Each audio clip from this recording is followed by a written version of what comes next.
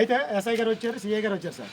ఆ విషయం ఇంటిమేషన్ అక్కడ కానీ చూసినట్టే ఎగ్జాక్ట్గా ఇదే గవర్నమెంట్ హాస్పిటల్కి ఇంచుమించు 10-10:30కి అదే బాడీని ఇక్కడ తరలించిన తర్వాత ఆ విషయాన్ని ఇంటిమేషన్ కూడా ఎస్ఐ గారు ఇచ్చారు, సిఐ గారు కూడా ఇక డిపార్ట్మెంట్ ఉన్న ఎవరు సూపరింటెండెంట్ గారికి ఇచ్చారు, ఇంకా స్థానిక వర్క్ చేస్తున్న డాక్టర్స్కి ఇచ్చారు, ఇంటిమేషన్ అయితే ఇవ్వడం జరిగింది.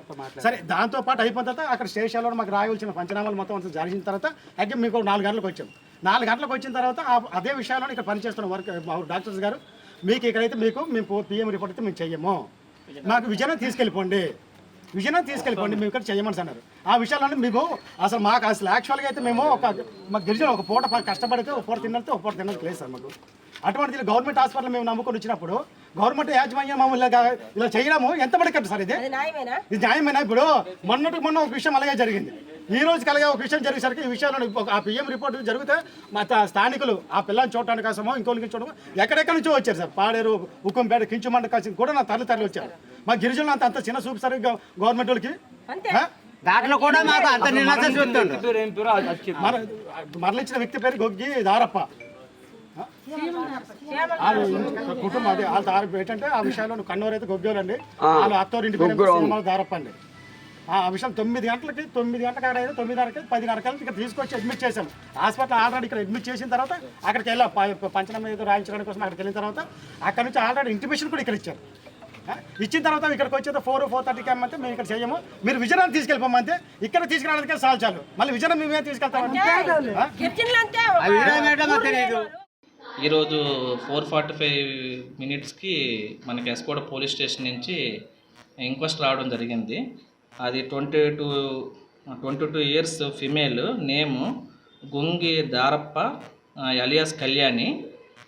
ఇది క్రైమ్ నెంబర్ ఏంటంటే 302 IPC, under section 302 IPC. So it's clear cut murder case from tahsildar నుంచి వచ్చింది, శృంగవరకోట ఎస్కోట్ నుంచి. సో మనం ఏంటంటే జనరల్గా మేము వీఆర్ నాట్ ఎక్స్పర్ట్స్ కాబట్టి ఫారెన్సిక్ డిపార్ట్మెంట్ వారి హెల్ప్ తీసుకుంటాం. ఎలాంటి మర్డర్ కేసులు ఏమైనా సస్పెక్టెడ్ మర్డర్ కేసులు కానీ లేదంటే మర్డర్ కేసెస్ 302 వస్తే జనరల్గా మేము 174 సెక్షన్ అండర్ 174 సెక్షన్ జనరల్గా ఆ కేసుల వరకు మేము చేయగలుగుతాము.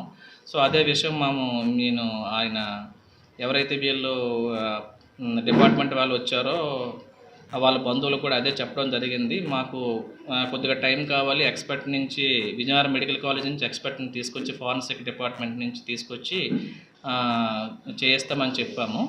సో ఈరోజు మరి అది జరగలేదు కాబట్టి రేపు ఎర్లీ మార్నింగ్ 7:30-8 కల్లా ఎక్స్పర్ట్ని తీసుకొచ్చి ఇంక్వెస్ట్ జరిపించి అటాప్సీ జరిపించి బాడీని వాళ్ళకి బంధువులకి హ్యాండ్ ఓవర్ చేస్తాము. రోజు ఈరోజు అటాప్సీ జరగలేదని చెప్పేసి వాళ్ళు అలాగే చేయడం జరిగింది.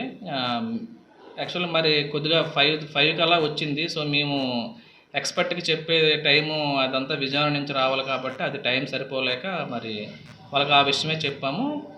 కానీ వాళ్ళు ఈలోపు అలా చేయడం జరిగింది. సో రేపు మార్నింగ్ కల్లా 8 కల్లా ఎక్స్పర్ట్ని తెప్పించి కేసుని అటాప్సీ జరిపించి వాళ్ళకి హ్యాండ్ ఓవర్ చేస్తాము. For more videos like this, subscribe Big TV channel.